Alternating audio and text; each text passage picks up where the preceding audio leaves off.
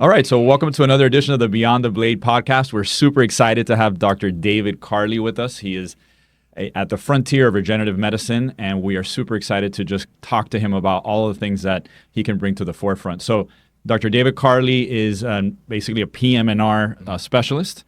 He's Harvard trained, and he has his institute here in Miami. And so we want to open the floor for him to kind of tell us a little bit about his background. Yeah, well, I can say it's about time that we got together. Yes, Dr. Zuri. But anyway, I'm honored to be here. Thank you for having me. And after 20 years of practice and research and development in Colorado, in Vail, Colorado, we moved the whole show right here to South Florida. I'm now your neighbor. And we set up a center of excellence focused on cell therapeutics. My background is in orthopedics and sports medicine and interventional pain management. That's how I was traditionally trained. Became disenchanted with traditional methodologies for interventional pain and started researching in the early 2000s, first in Europe and then following up here, ways to produce not only a symptomatic improvement in our patients, but try to alter the course of the disease. With steroids, which were our vehicle for years and years and years, we could make people feel better for a short time. But we started investigating that and led us into platelet-rich plasma and stem cell therapies. And then as we migrated through that, we said, oh, geez, there's a company here, and I had to figure out how to create a biotech company, which we did in 2010. Then I had to figure out how to run a biotech company. Then we had to figure out how to grow a biotech company. So it was quite a journey, and it's been difficult, but very rewarding, and I think unlimited potential of this stuff moving forward. So we're excited.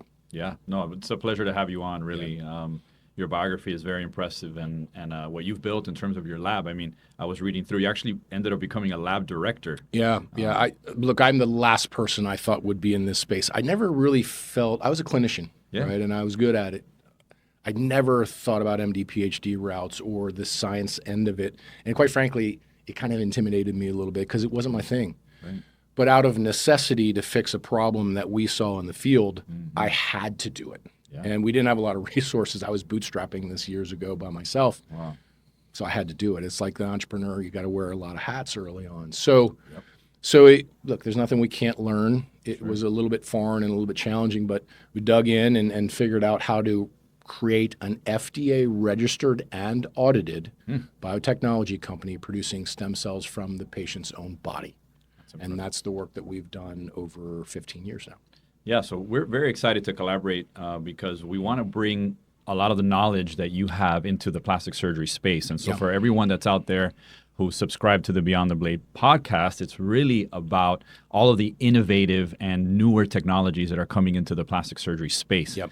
And so we have interviewed very interesting, people in the world of nano fat grafting that are basically using this on a day-to-day basis. I've adopted this in my own practice when I do facelift surgery. I'm fat grafting a large portion of the face, from the lips to the nasolabial folds to the tear troughs to the jawline. It has really revolutionized our facelifts and has taken our facelifts, I believe, really to the next level. And this didn't exist in the past. So, I'm interested to hear your thoughts on, what is nano fat grafting for you, or how can we make this process so much better in the future? Yeah, the timing is good because we have looked at that critically over the past year or so. Historically, we were a blood-based company where we derived our products from either peripheral blood from a vein or from the bone marrow blood where we isolate stem cells. But there was a demand and a field drive, a consumer being the physician, for fat. Yep. Why in ortho? No one wants their fat. So the value proposition, hey, let me take some fat and fix your knee. Sign me up. Yep. I'm in. So that drove fat as an alternative. And there's a stem cell depot in fat just like there is bone marrow. They're a little different, and we've done research there. It's another interesting conversation. Okay. But I love, and I'm quite envious of the plastic surgical applications, because in orthopedics, the tissues we deal with are avascular. Yes. They have a terrible blood supply, so they're really hard to work with. Yep. Not true in your line of work. Soft tissues are well vascularized, well perfused with a blood supply. That means there's an intrinsic healing capacity. Yes. If we can augment that healing capacity, we should be able to amplify an effect. So that's the premise behind how cell therapies work. Mm-hmm. In your case, there's, and you know this better than I, but there's a twofold approach, as I see it. There's a cosmetic piece, Yeah. and then there's a tissue health piece. Yes. And I think the opportunity with cell therapies is we can target both. It's not just a cosmesis. It's a cosmesis with what? Sustainability. Why? Because we're actually influencing the health of the tissue, not providing an artificial solution. Right. So over the past year, we took the approach to fat that we did with blood, which is if you take 10 different patients and micronize fat, are they going to be exactly the same end products? Is the cellularity the same? Is viability the same? Is the phenotypes or the different types of cells in that final product the same or different? Our researchers actually published that fat from men and women have different cell characteristics. There's a sexual difference, in terms of what cells are in there. So our thing is, how do you standardize? I use this analogy. If you were treating blood pressure and you had a blood pressure medication that you wanted to prove worked, and you had 5 doses, but you don't know what dose you gave, and your job is to figure out if it works or not, how would you do that study? Yeah. So if you can't quantify and take more of a pharma-like approach to it, you can't ever really figure out what is an optimal dose, Mrs. Jones, for me to fix whatever it is we're targeting. That's what we do at Grayledge Technologies, our biotechnology company, and to some degree working with Grayledge at the Karli Health Institute. Now it's been ortho-focused. We're actively seeking people like yourself to collaborate with us to say, how do we optimize this immense potential of cell therapies to take what has worked pretty well to date and make it way better, a 2.0 or a 3.0 version of it. Yes. So I think fat is where blood was a few years ago, and what we've tried to do is to make that more pharma-like. Now we've taken that position with adipose tissue where we can actually do a cell quantification. How many cells are in? What's the viability, or are those cells alive, before it goes into the patient? Wow. You don't want this after the fact because you can't change anything. I want the doctor to know, Dr. Zuri, here's your fat profile. Here are the cells. Here are the different phenotypes or types of cells. Here's what percentage are alive. You want to put this into that patient or not? Right. That's where we wanted to get to. So there was a decision point that the physician can use his or her medical judgment before treatment. Yes. So we now have the ability, we haven't launched this yet, but we have the ability in the lab at least to do a rapid enzymatic digestion to get the cells out of the fat and measure them with basic flow cytometry to give the doctor an implant record. You're your surgeon. You're implant records. Yeah. Everything has an implant record. 100%. How come autologous biologics don't have an implant record? They don't. Because no one measures anything. Right. So we want you to have an implant record so you're happy with the product that we've created. Yes. And then you also feel more confident, as does the patient.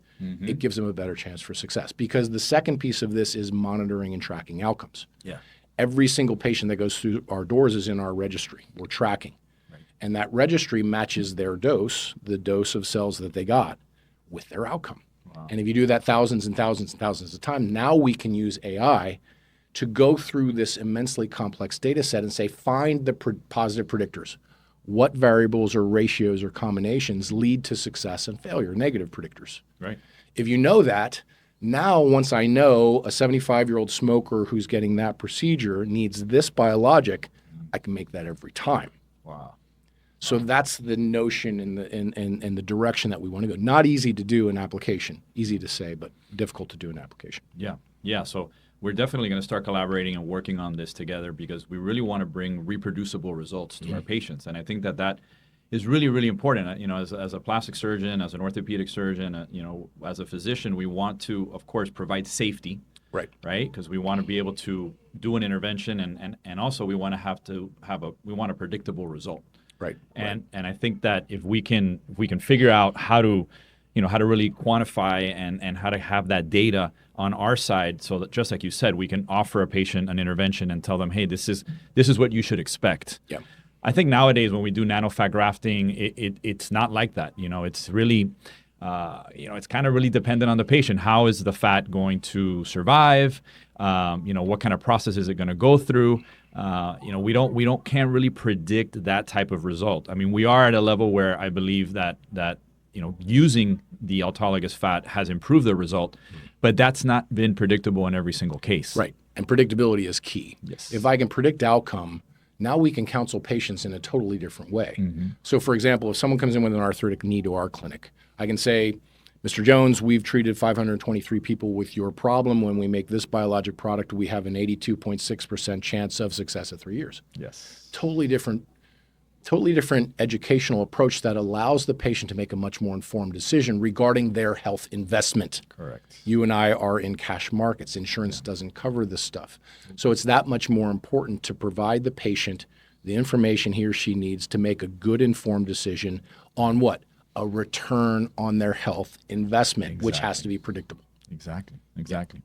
So tell us a little bit more about, in terms of the Karli Health Institute, what are some of the disease processes or kind of patients that you see on your day-to-day, experience there, and kind of what have you been able to advance for those types of patients? Yeah, my background's in, as I said, ortho and interventional pain. So we're dealing primarily with orthopedic tissues, but there's a very interesting trend that I know you've observed because it's a part of your practice as well. We're seeing a convergence of functional and precision medicine and regenerative medicine. They're going to do that in the future. And we believe that's going to be an important part of this because we're using the patient's own cells. We want to optimize the environment for those cells to make them work better. Makes sense. Yeah. Okay, so one of the things we're doing, we have an NIH grant submitted as well as several other grant opportunities where we're going to look at a whole genome sequence, the patient's DNA signature, and their epigenomic profile of the cells at the time we put them in. Epigenome, for people who don't know, is the environment that influences gene expression, what genes are expressed in your DNA.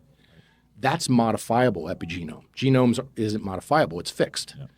But if you look at the theories of aging, David Sinclair's work, information theory of aging, the epigenome is really the driver of aging and longevity, health span.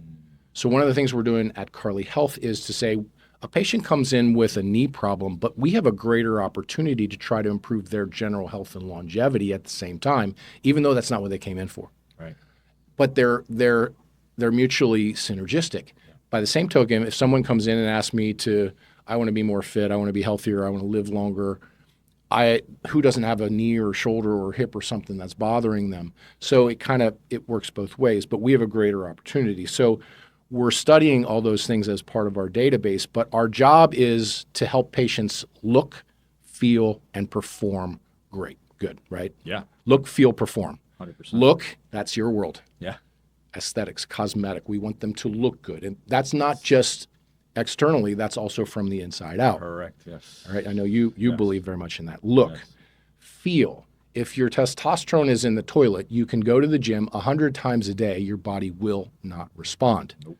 So hormone optimization is a huge thing in cell therapies because if we have a terrible hormone profile, the epigenomic influence on the DNA is probably not going to be ideal, and our cell therapy probably will not work as well. Right. We can fix that. Right. Nutrition, supplementation, fitness and exercise, body mass index, medical weight loss. These are all perfectly synergistic modalities to what both of us do. Yes. And I think we need to embrace and get good at not only adding those elements to the application of what we do, but track it. Yes. What are the predictors in your world? If someone comes in and is a smoker, I know that affects how you approach a plastic surgery. 100%. Okay, smoking cessation is wonderful, but if the inflammation and metabolic syndrome from the smoking is also there, it's not just reducing smoking. We have to fix that environment. So a lot of what we do at Karli Health Institute is we address an orthopedic issue. We put out a fire, right? But we look to try to capture the greater longer-term health of that patient by having tracks and paths for them to engage in. Most of that is biomarker analysis, extensive biomarker analysis, break that down. That's become pretty common as part of functional medicine approaches, but no one's tracking it. Right. All of those variables, we think of this as a data-centric clinic model, where in the future, everything really is governed by the data we generate because anything that's measurable can be tracked. Right. Biomarkers are perfect measurements. Why? Because we can track them at different points in time. You started here, we did this, the markers went to there, they improved. Right. Things like biological age, glycation, right? These are all buzzwords that people are hearing in the longevity world, but they're very applicable. And most importantly for me, they're measurable. Yes. And they're changeable. So if we can measure and change, now we can track not only their influence on what we do from day to day, but how that pertains to general health. Yeah, yeah. And I think for us as plastic surgeons, if we had the data set like that you're describing, for us to optimize our patients before surgery would be huge. Right. You know, the decrease in complication rates, improvement in wound healing. Yes. Decreasing inflammation. Yes. All of our patients, they always want to know, what else can I do to reduce my inflammation? What else can I do to, have better wound healing? What else can I do about my scars? Yes. These are all aspects that I know that your institute is looking into. So I'm very excited to see, the future of regenerative medicine. I would love to be able to tell my patient, okay, we're gonna recommend this cell therapy for you, and this is gonna help to reduce your inflammation rather quickly, instead of me doing, let's say a Medrol dose pack, right, or a steroids. Right, exactly. Steroids are not the way to go. The problem with steroids, I say, I'm actually getting a book ready for publication. I'm working as hard as I can to get it out, but the problem with steroids, as I talk about in the book, is they're too effective. Right. They work great. Yeah.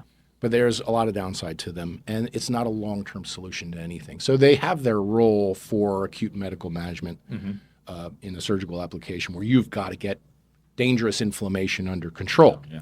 But as a long-term solution, they're bad. I know you're going to like this one, though. One of the things I'm very, very interested in, and I've been tracking the data on this for a long time, and it's come a long way, is hyperbaric oxygen. Oh, I love it.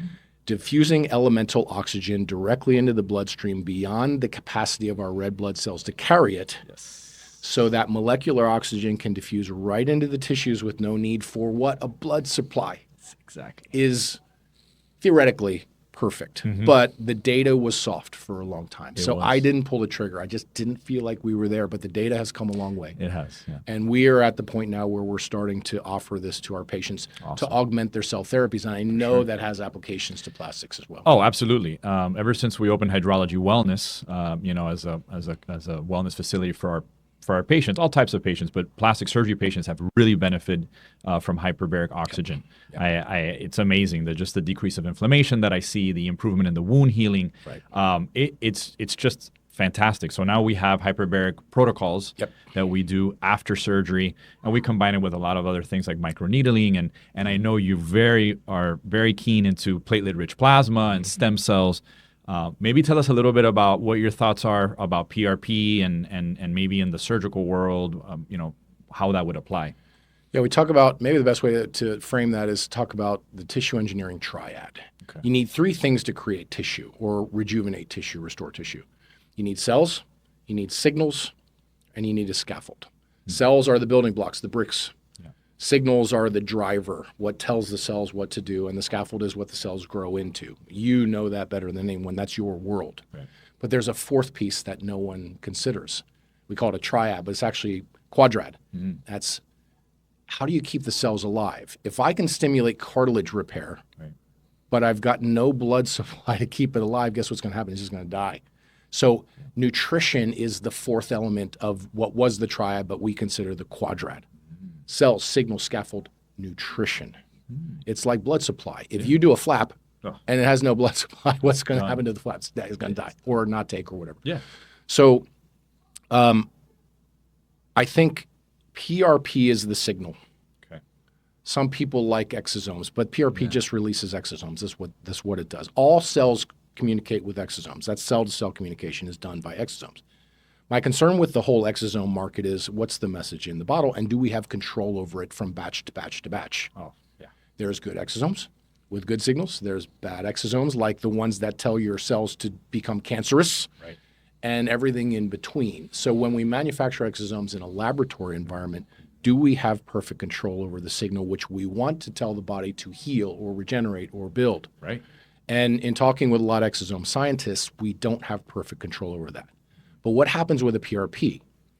The exosomes that are released when platelets or stem cells, for example, are introduced into a toxic environment are what?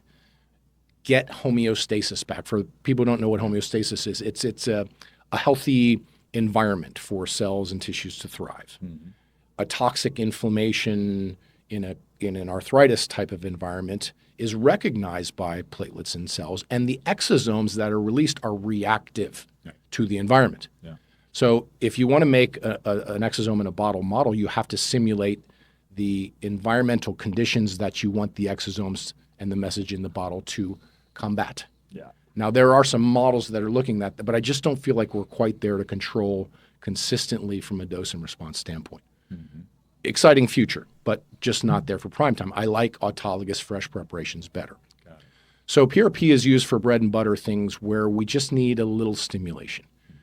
A tennis elbow, for example, or an Achilles tendon strain or mild tear. Bread and butter orthopedic problems, your itises, does well with PRP, and the data is very, very strong and compelling.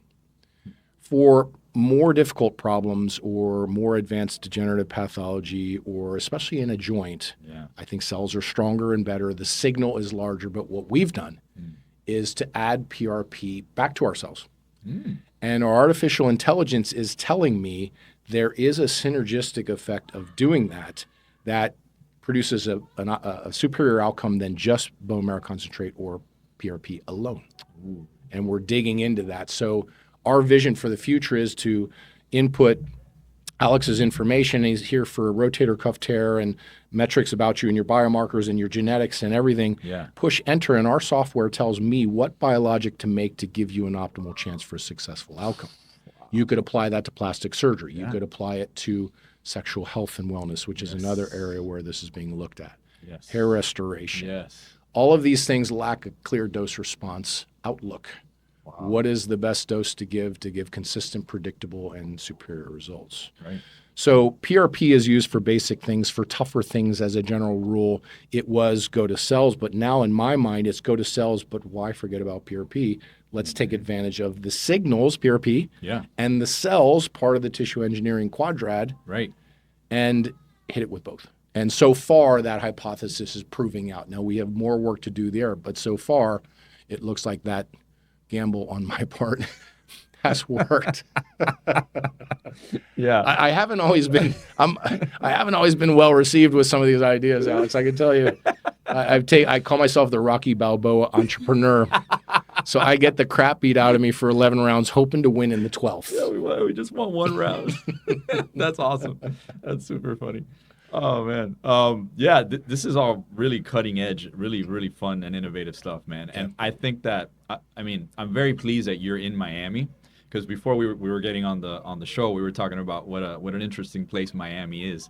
And we need more guys like you. We need guys that are data-driven, data-focused, worried about the predictability of the product, how things are done in a very meticulous and data-driven fashion with really, really good follow-up.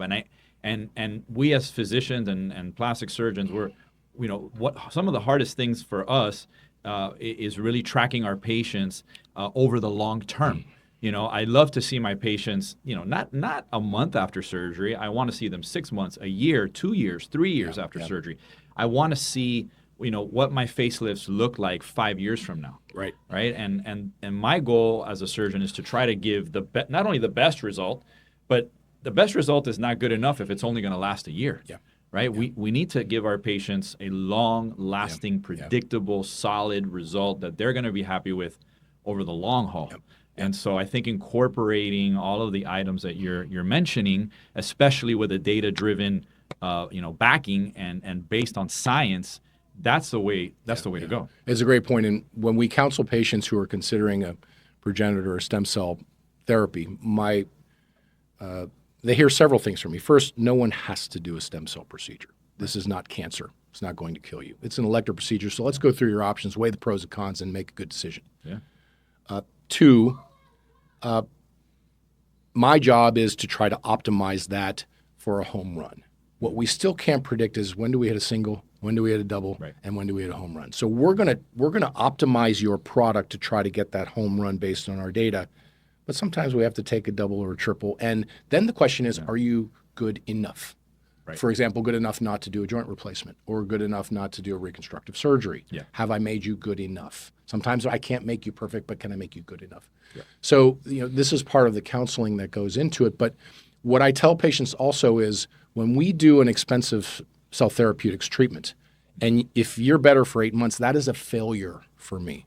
What we're after are years, plural, of improvement of subjective, I feel better, and functional, I perform better, sustained through that period in order to make this cost effective. For sure. Right. So to your point, we have to have sustainability, or this isn't a very cost effective value proposition for the patient consumer of 100%. our products. Yeah. No. And like we said earlier, none of what you and I do is based on insurance.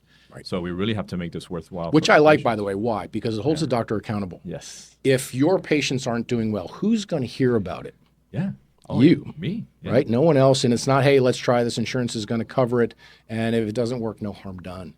No. We subject ourselves to be, if someone's going to spend a lot of money on plastic surgery and they don't get their outcome, not too happy. Yeah. So it forces us to bring our A game every day. Every day. And I like that about it. I know it's expensive and it's difficult, but we're not apologetic about that because we feel like we're bringing real value.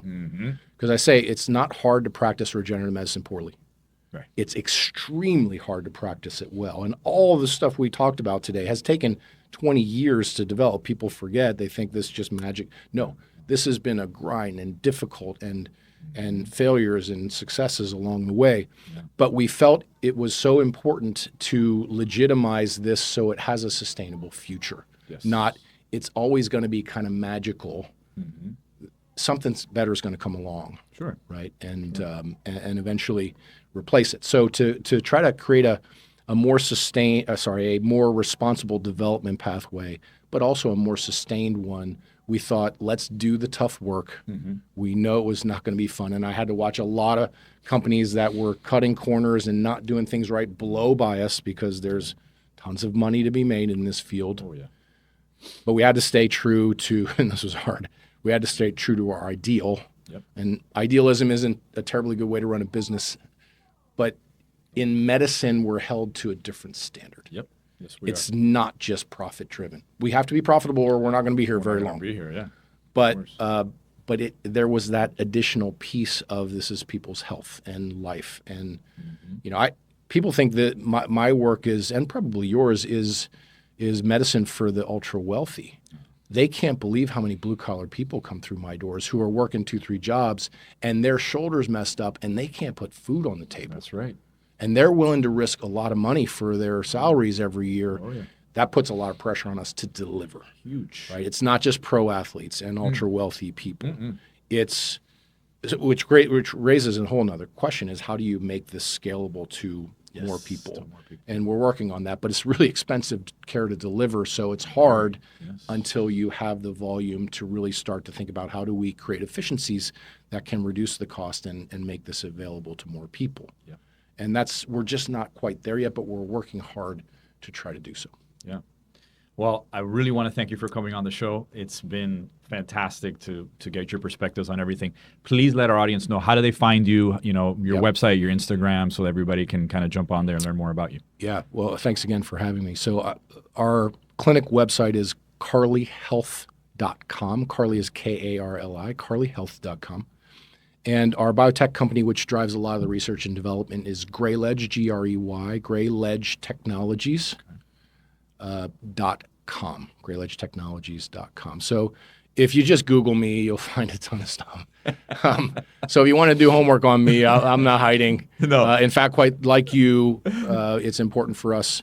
I think the thing I've done most poorly as an entrepreneur is I haven't been visible enough. We've been in the trenches working, and I forgot about the importance of if no one knows the great work that you're doing, it doesn't help you. And that was my fault, and we're trying to fix that now by being much more visible. Well, listen, I love your Instagram. I love it. I think everybody should jump on that Instagram. I think you do a great job, and I really believe that you live what you preach. And I have to. And I think that that's very admirable. Yeah. So it's not hard to look this way at 53. I can tell you the body is not liking it, but I feel I'm obligated. So I use this analogy. Maybe we can end with this. Yeah. If you went to the cardiologist for heart disease and high blood pressure, and the cardiologist greeted you walking into the room, obese and smoking a cigarette, would you listen to that cardiologist? I don't think so. So if I'm counseling you on improving your life and longevity and functionality and the importance of muscle mass for longevity, if I don't look that way, are you going to listen to what I have to say? So I feel like if I'm going to tell someone to do it, I have to live the process, and I very much do. and do my best. And I'm not perfect, by the way. No, none of us Imperfect. are. None of us But are. I try to maybe push it a little farther than most. But I do that purposefully, number one, I enjoy it, but purposefully because it's important for me to try to lead by example in that particular instance. Yes. Otherwise, why would I expect someone to listen? Oh, agreed. Well, thanks again for coming on, and we'll definitely have another podcast, and I'll be jumping on yours as well. Yeah, pretty please soon. do. Well, it's great to finally meet. It's long overdue, and I appreciate the great work that you've done as well. Thank you. Tremendous practice and a great resource for the community. Thank you.